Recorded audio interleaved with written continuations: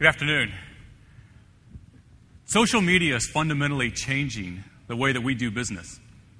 It's also changing the way that we interact as well on a social standpoint.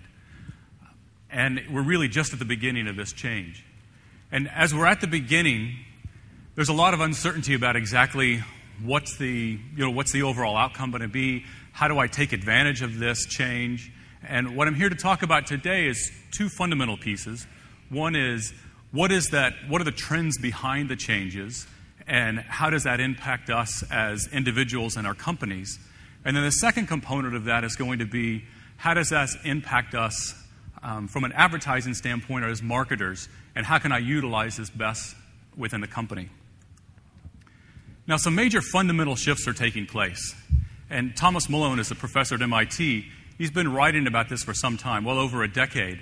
And one of the things that he believes is there's going to be a fundamental shift between the information being kept within the company to decentralized, and then more individuals are taking responsibility for that information and the dissemination of the information, and that information needs to flow from outside in and not just be contained.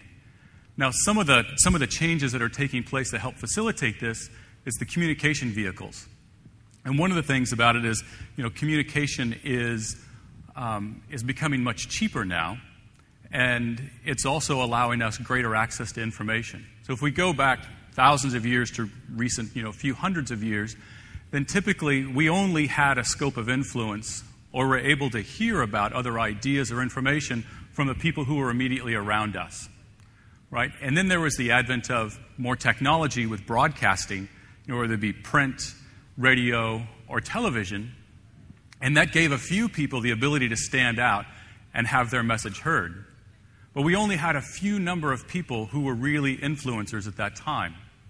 And as wave of the internet have come, and then especially with social media on top of that, what we're seeing is that individuals can now stand out. They now have their own voice, and essentially everybody becomes a publisher. And so what are the implications of that? And this is really what the whole social media reform is all about, is everybody now is an individual with a voice, with an opinion that can be heard by everybody around the world. And it's quite disruptive in many ways. It's quite powerful at the same time, too. So how do you harness that? And so if you look, back in 2002, then these are the big companies, all still around today and doing very well, that were the dominant force of, way information was exchanged online. But we're seeing the disruption of social media taking place really in two environments. So entertainment and in business.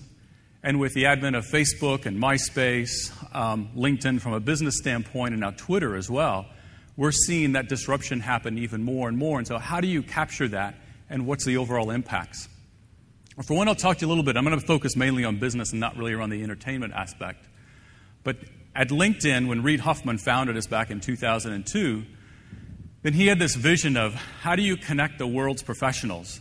And by connecting them with trusted relationships and providing them a better access to collaborate and exchange ideas and information, you therefore make them more productive. And by making them more productive, more successful. And as an individual, if you become more successful, that helps the overall company as well. And there's some great knock-on effects to that too. And so how can we figure out, what other things are impacting this?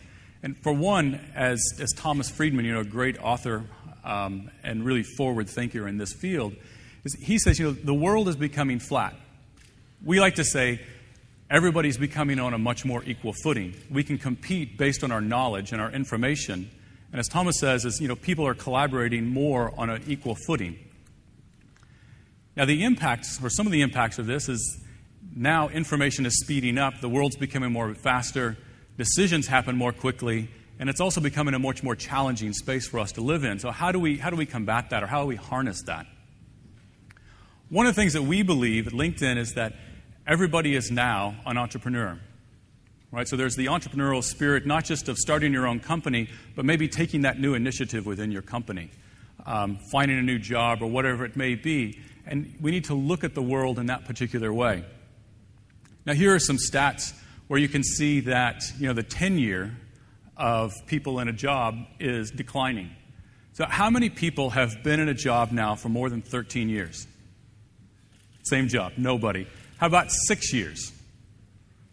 Okay, so again, more of the minority here. And what we're seeing is that there is a fundamental change, is that people are their own entrepreneurs, people are moving much more quickly, then the job tenure is declining. And with the whole global economy as the way it is, then people are competing more or more loyal around their job skills than they are to an individual company. And we see this even in Japan, where the typical person was almost in a job for life. Now at a 30-year-old, they have an average of 3 jobs in Japan, which was unheard of 10, 15, 20 years ago. And so as we think of ourselves as an entrepreneur or a small business, each of us as individuals, then let's take a step over and we see, as companies, we understand how to manage brands. We know about our revenue, our unique selling propositions, business listings. You always want to make sure you have a listing on Google if you're selling anything at all. Or take it to the old days of, you had something in the yellow pages. And we know what we have to have is a great R&D team, sales, marketing, finance, PR. So what does that mean for me as an individual now that I'm taking responsibility for myself?